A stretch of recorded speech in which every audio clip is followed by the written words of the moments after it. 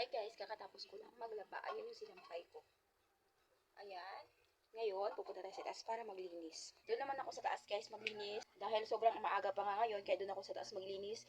Dito sa baba ay okay lang kahit mamaya. Dahil nga, okay lang naman kasi hindi naman init dito sa baba. Doon sa taas kailangan kasi maaga pa maglinis ka na para hindi nga mabutan ng sobrang init. Kasi doon sa taas, so, napakainit talaga guys kapag, pagtanghali na.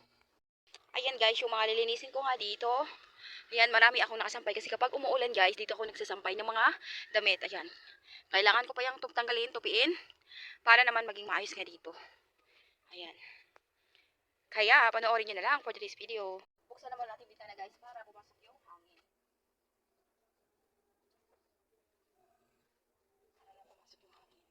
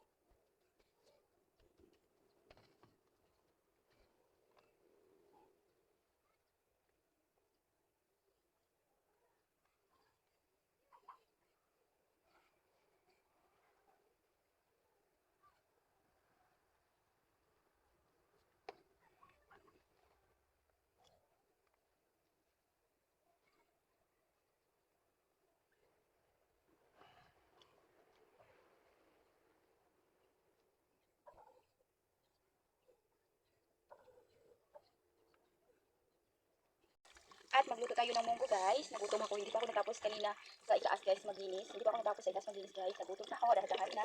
Ayan, magluluto tayo ng ulam pang tanghalian. At lulutuin ko guys itong munggo. Lalagyan ko lang ito ng maraming gulay. Ayan, papalambutin muna natin yung munggo guys.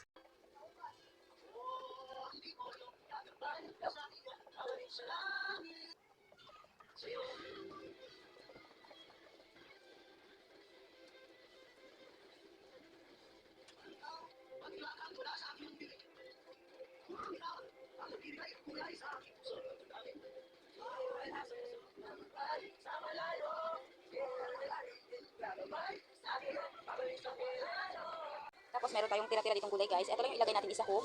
Kasi nga mahal nga yung mga gulay ngayon. At ito sayang naman kapag hindi lutuin natin kaya. Ito yung sasawag natin sa munggo.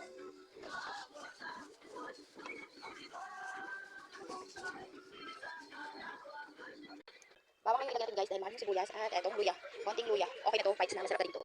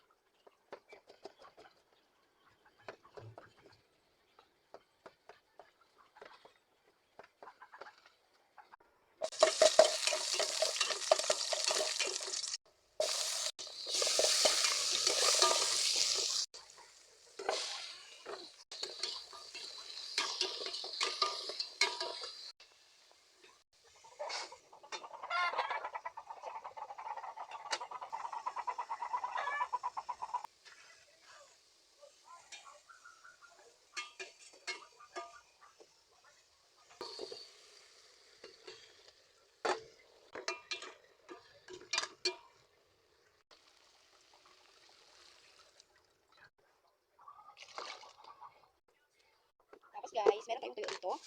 Ayan, magprito rin tayo nitong tuyo. Masarap to i-partner guys sa gulay ng munggo. Etong pritong tuyo. Kaya magprito tayo.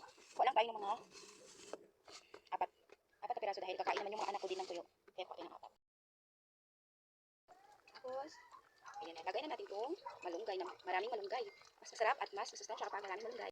Ayan guys, sobrang sarap na nga nitong ating ulam. Simple pero napakasarap at masustansya. Kainin ko yun guys, ayan, tinrito ko na. Timpla na natin ng asin. At syempre yung pangkalasa, ating magic. Ang bango ng tuyo guys, grabe. Napakabango. Ito na yung tamban na tuyo yung binili namin kasi ito lang yung medyo mura. Alam niyo ba guys, noon, etong tuyo na tamban guys, napakamura na nga lang nito. Pero ngayon ay naku, ang kilo nito guys ay 350. Kaya, pero noon guys, noong mga siguro 90, ako yung kilo nga nito ay nasa 30 lang, 25 to 30. Kasi ito yung lagi namin binibili noon, lalo na kapag inutusan ako ng mama papunta sa lake at bumili na ng tuyo, ako yung bumibili ng ganitong tuyo. At saka yung paborito din namin ng klase na tuyo guys sa tamban, yung tawag na namin noon is, yung budo, yung tawag na budo yung tamban guys, tapos mamula-mula yung asin, mas maraming asin na mamula-mula. Ano yung kasi tawag namin noon, budo. Masarap yun guys, grabe. Pero wala na ako nakita ng ganun ngayon. Wala na ako nakita ng budo. Minsan makakita nga sa palengke pero iba na. Marami na lang asin. Pero puti. Yung budo kasi namin noon. Pula kasi ng asukal guys. Tapos